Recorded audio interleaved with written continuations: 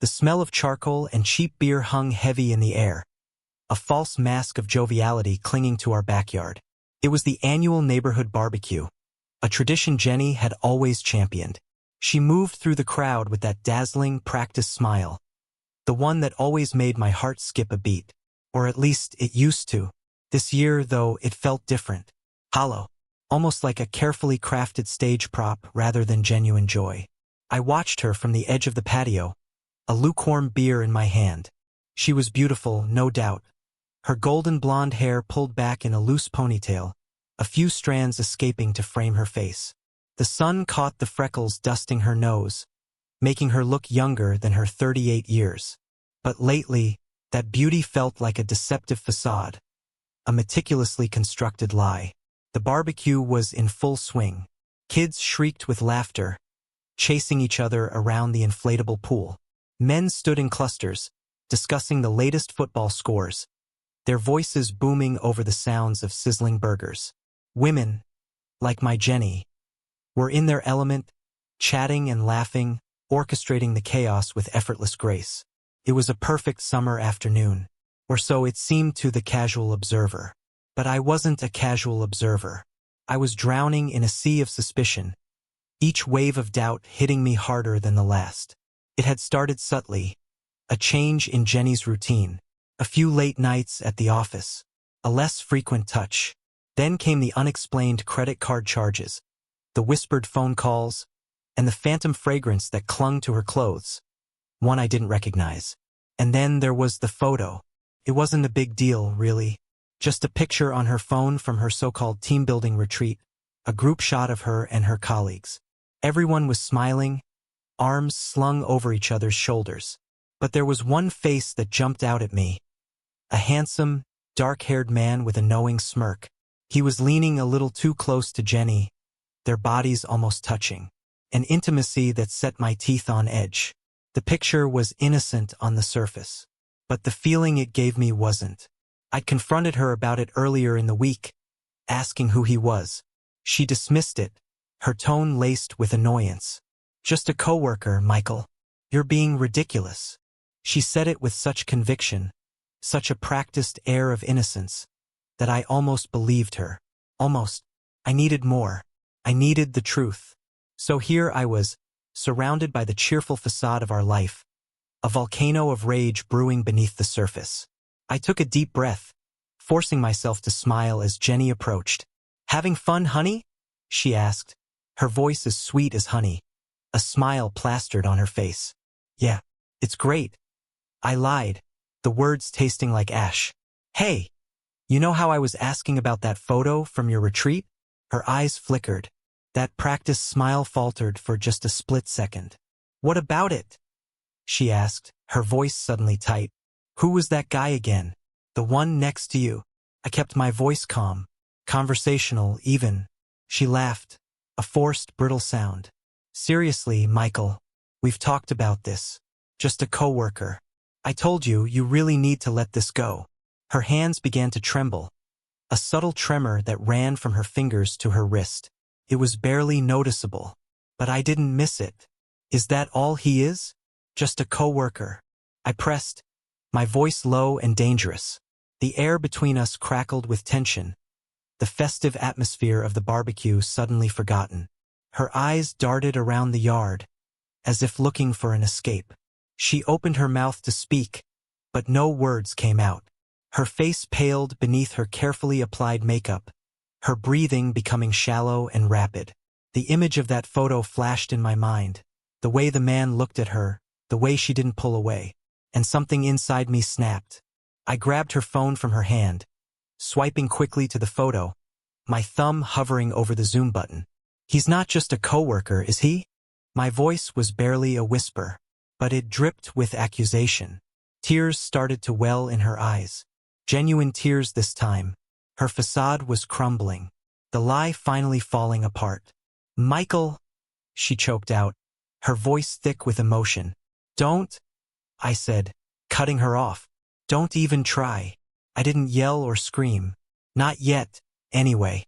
I just walked away, leaving her standing there, a tear-stained mask in the middle of our meticulously crafted lie.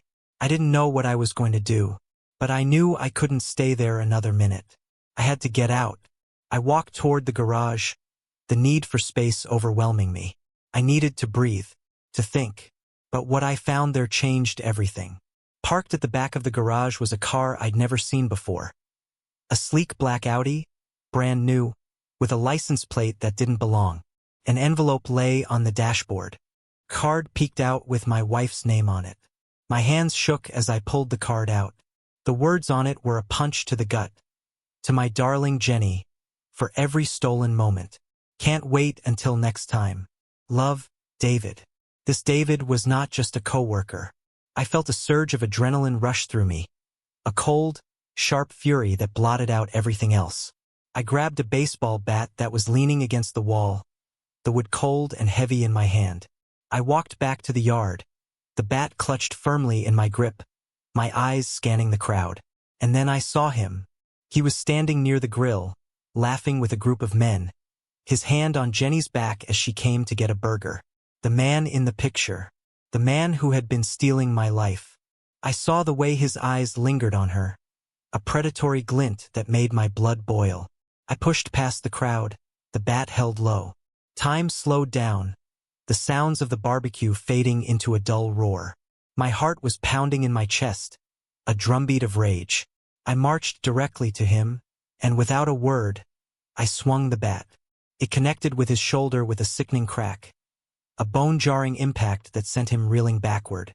He let out a guttural cry, clutching at his arm. The laughter of the crowd died instantly, replaced by stunned silence. I didn't stop. I moved toward him, my face contorted with rage. I swung the bat again, this time catching him in the ribs.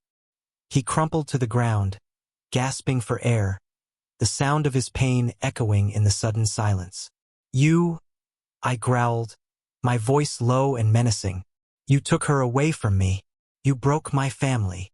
I raised the bat again, ready to unleash more violence, to make him feel a fraction of the pain he'd inflicted on me.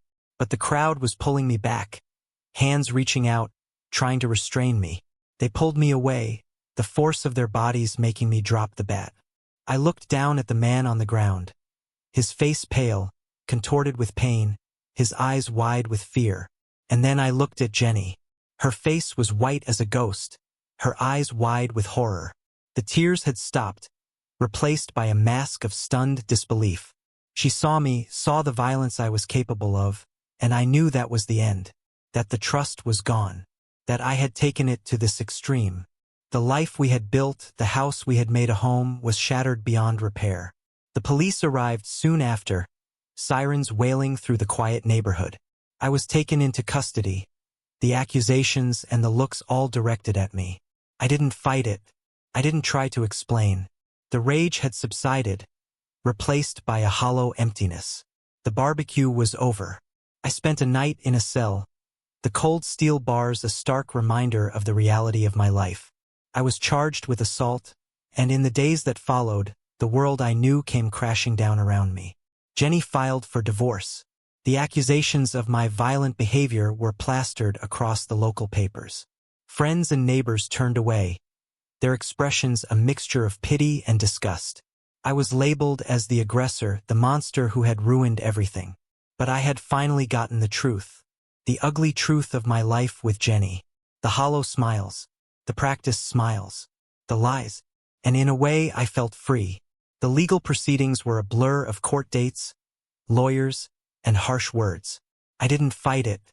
I accepted the consequences of my actions, the humiliation and the judgment. I knew I had crossed a line, that the violence wasn't the answer. But it had been a release, a way of making her pay. And the truth came out because of it. I had to believe that. In the end, I lost everything. My house, my wife, the respect of my community. But I gained something too. The knowledge that I was not the fool I had been. I could finally look at myself in the mirror without feeling the weight of her lies crushing me. I moved away, finding a small apartment in a different part of town. I worked odd jobs, slowly rebuilding my life piece by piece.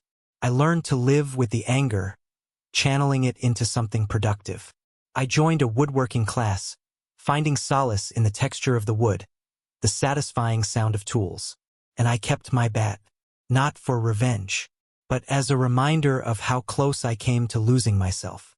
One afternoon, months later, I ran into a mutual friend, someone we used to socialize with often. I was surprised he stopped to speak with me. After a few minutes of small talk, he lowered his voice and told me he knew what Jenny had done. He mentioned that she lost all her friends in the neighborhood because word got around. No one wanted anything to do with her or the person she had been having an affair with. That David fellow had left the state. And Jenny was a pariah. Karma, they called it. I walked away that day feeling a sense of quiet satisfaction. It wasn't the revenge I had sought the day of the barbecue. The bloodlust had been replaced by a quiet understanding of what had happened.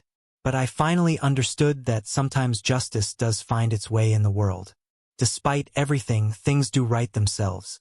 The rage was gone, and so was she. So guys, if you all liked today's story, please like the video and subscribe to our channel.